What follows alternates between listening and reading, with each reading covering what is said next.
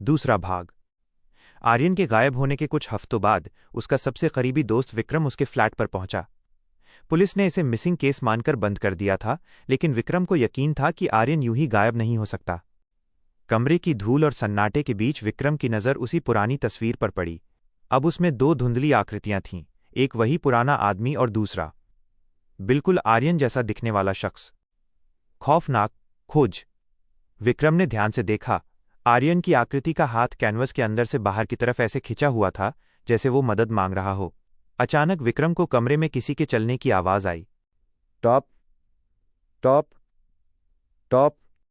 गीले पैरों के निशान फर्श पर उभरने लगे, जो सीधे तस्वीर की ओर जा रहे थे। विक्रम ने घबराकर तस्वीर को दीवार से उतारा और उसे एक पुराने कपड़े में लपेट दिया। उसने तय किया कि वो इस शापित कैनवस को शहर के बाहर पुरानी नदी में फेंक देगा। रास्ते का सन्नाटा। रात के 2 बज रहे थे। विक्रम अपनी कार चला रहा था और वो तस्वीर बगल वाली सीट पर रखी थी। अचानक कार का रेडियो खुद ब खुद चालू हो गया।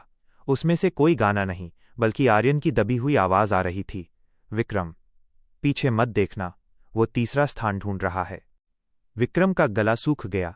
उसने डरते हुए कार के रियर व्यू मिरर में देखा।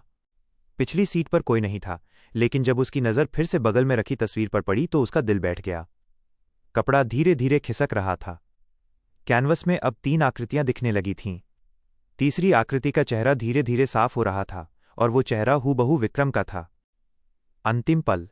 अचानक कार के ब्रेक फेल हो गए। स्टीयरिंग व्हील पर एक ठंडा, काला हाथ दिखाई दिया। विक्रम ने चिल्लाने की कोशिश की, लेकिन उसकी आवाज उसके गले में ही फंस गई। अगली सुबह नदी के किनारे पुलिस को एक लावारिस कार मिली।